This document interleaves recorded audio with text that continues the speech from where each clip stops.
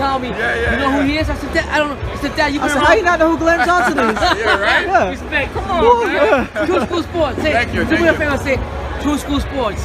True School Sports. Number one Check content. it out. Number one content. Thank Always you. check it out. That's Thank the you, Glenn boss. Johnson. There you go.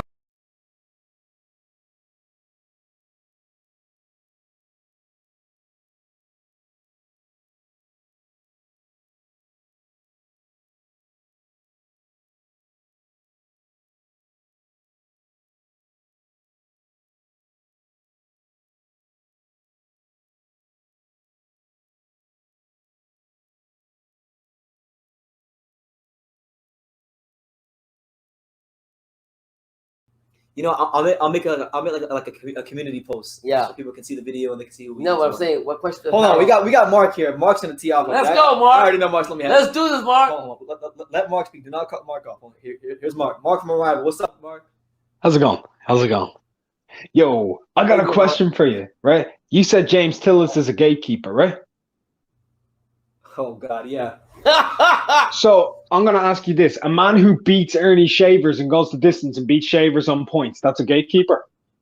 Yeah, a good gatekeeper. Oh shit, Mark, I'm with you on this one.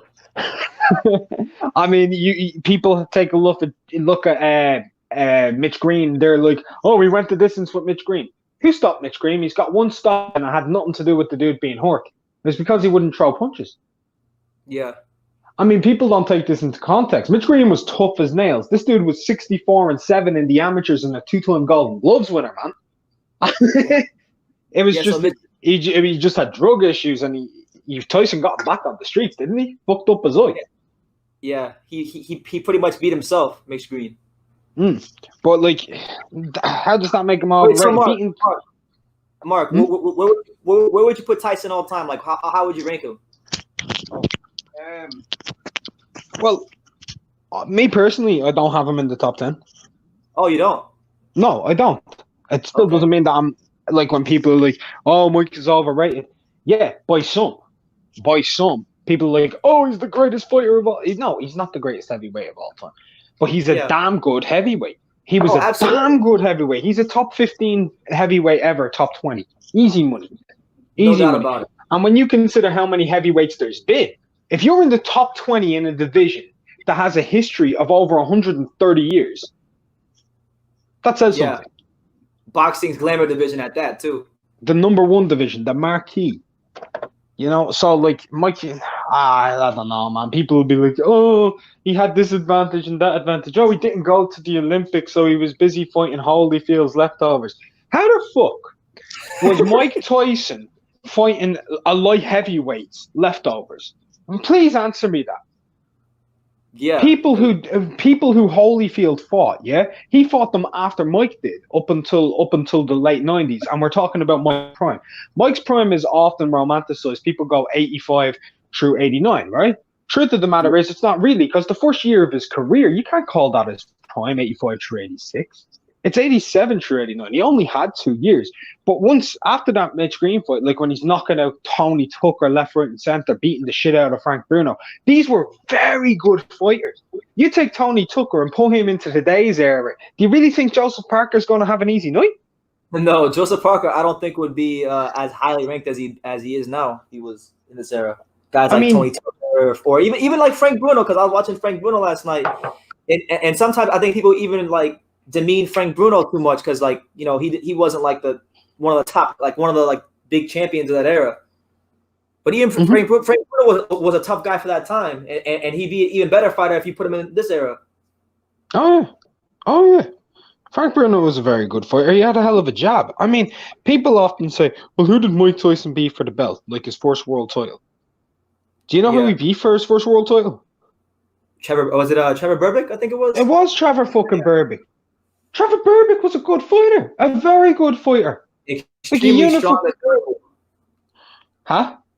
He was extremely strong and durable. Like he was very strong and durable, and he was one of those guys. You know, he didn't have a big amateur background, but like he learned on the job and he got better with time. And not an easy guy to fight for your first world title at 20 years old. No, I mean when Berbick fought Tyson, Berbick just beat Pinklon Thomas. Yes. I mean, Pinkland's a good fighter. Like when Mike unified, the second fight was with Bone Crusher Smith, right? That was his unification.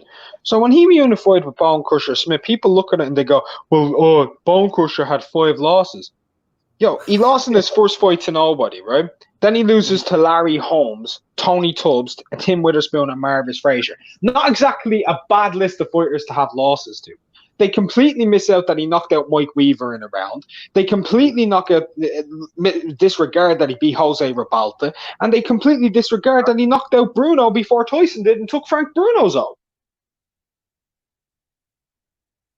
So, I mean, you need to remember, all these guys were fighting each other, and that's why the division was so good. That's why when people start to... They say, oh, Tyson's resume is overrated because this guy wasn't that good. Says who? Says who? Oh, Mitch Green wasn't that good. Mitch Green was never officially properly stopped. He was stopped because he wouldn't throw punches. And then all of a sudden people are like, oh, he's garbage. Mitch Green was the ranked 7 heavyweight on the planet at the time. Yeah. Was he? Yeah, he was ranked number 7 in the WBC. Don't believe me? No, I do believe you. I do believe you. Trust me. If there's anybody I believe, it's you. I'll tell you what. Go on to Mitch Green right now. Yeah, go on to Mitch Green's box rec. I'm on box rec right now looking. Right now, go into Mitch Green's box rec wiki page and scroll through and wait till you see. Do like a Control F if you're on your computer, Brendan, and do 7. Type in the number 7. I'm looking right now.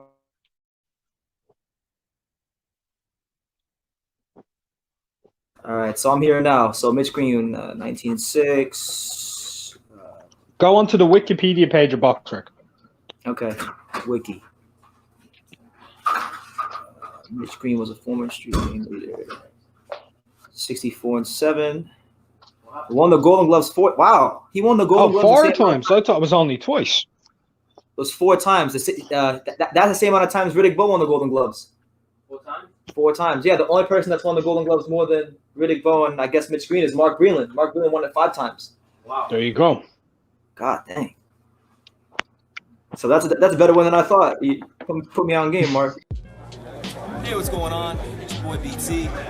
We're at the Navy Pal, and you're watching True School Sports.